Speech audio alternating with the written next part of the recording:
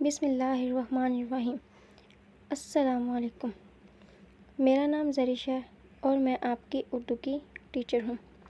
آفاق سن series دوسری جماعت اردو۔ آج ہم سبق نمبر 10 حضرت خدیجہ رضی اللہ عنہا کا بک ورک کریں گے، جس میں سب سے پہلے ہمارے پاس ہے الفاظ سازی۔ سوال نمبر 2 ہے حروف ملا کر الفاظ بنائیں اور خالی جگہ پر کریں۔ آپ کو حروف دیے گئے ہیں بلاکس میں، ان کو ملا کر آپ نے الفاظ بنانے ہیں اور خالی جگہ پر کرنی ہے۔ سب سے پہلے ہے حضرت خدیجہ رضی اللہ عنہا ایک ڈیش عورت تھی، اس میں آئے گا سخی۔ حضرت خدیجہ رضی اللہ عنہا ڈیش کی مدد کیا کرتی تھی، غریبوں۔ طاہرہ کا مطلب ہے ڈیش عورت، پاکیزہ۔ اللہ اپنے نیک بندوں کو ڈیش میں نہیں ڈالتا، مصیبت۔ حضرت خدیجہ رضی اللہ عنہا پر اللہ تعالیٰ کی بے شمار ڈیشوں رحمتیں۔ سیکنڈ ہے ہمارے پاس زبان دانی۔ سوال نمبر 3 ہے دیے گئے الفاظ کو ان کے متضاد الفاظ سے ملائیں، یعنی کہ ان کے الٹ الفاظ سے۔ سب سے پہلے ہے سخی، اس کا ہے کنجوس، امیر غریب، مشکل آسان، دوست دشمن، سچ جھوٹ۔ اب ہم نیکسٹ پیج کریں گے۔ سوال نمبر 4 ہے ان جملوں کو پڑھیں اور 4 اسم عام اور 4 اسم خاص دی گئی جگہ پر لکھیں۔ سب سے پہلے ہم دیکھیں گے کہ اسم عام اور اسم خاص کسے کہتے ہیں۔ اسم عام وہ اسم جو کسی عام جگہ، چیز یا شخص کے نام کو ظاہر کریں، اسم عام کہلاتا ہے۔ مثلاً شہر، اسکول، آگ، یعنی کہ وہ نام سب کے لیے استعمال ہوتا ہو۔ اسم خاص وہ اسم جو کسی خاص جگہ، چیز یا شخص کے نام کو ظاہر کرے، اسم خاص کہلاتا ہے۔ مثلاً کراچی، قرآن پاک، قائد اعظم، یعنی کہ جس چیز کو ہم کسی بھی انسان کو یا چیز کو ایک نام دے دیں وہ اسم خاص ہو جائے گا۔ اب ہم اس کا سوال نمبر 4 کریں گے۔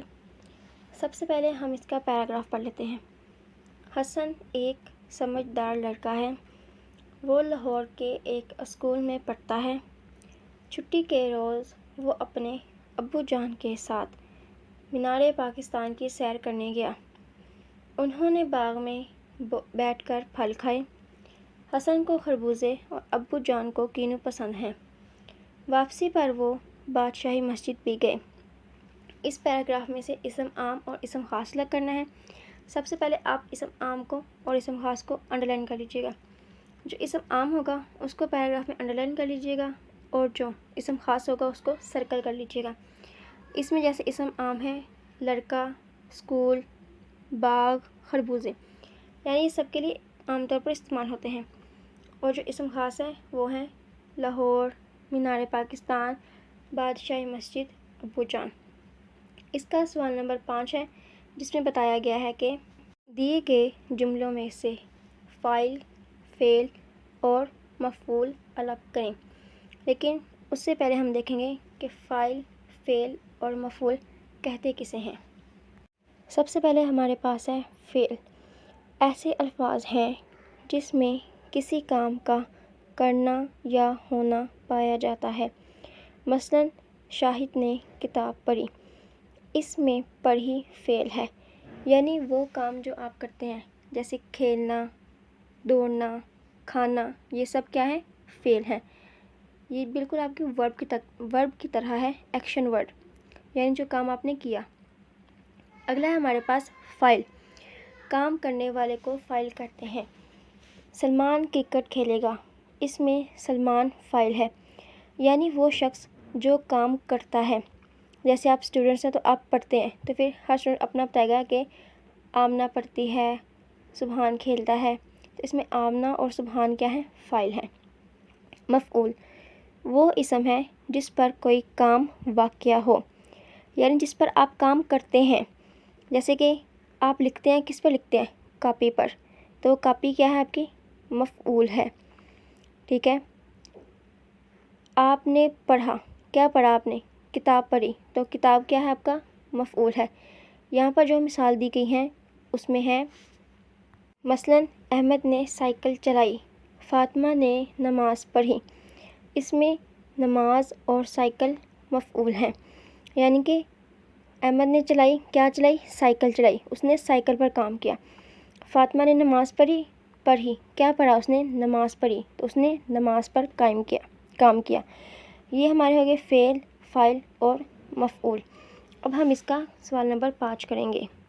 اب آ گیا ہمارا سوال نمبر 5۔ دیے گئے جملوں میں سے فاعل، فعل اور مفعول الگ کریں۔ سب سے پہلا جملہ ہمارے پاس ثنا کھانا کھاتی ہے۔ فاعل اس میں ہمارے پاس ہے ثنا۔ فعل کیا کام کیا اس نے؟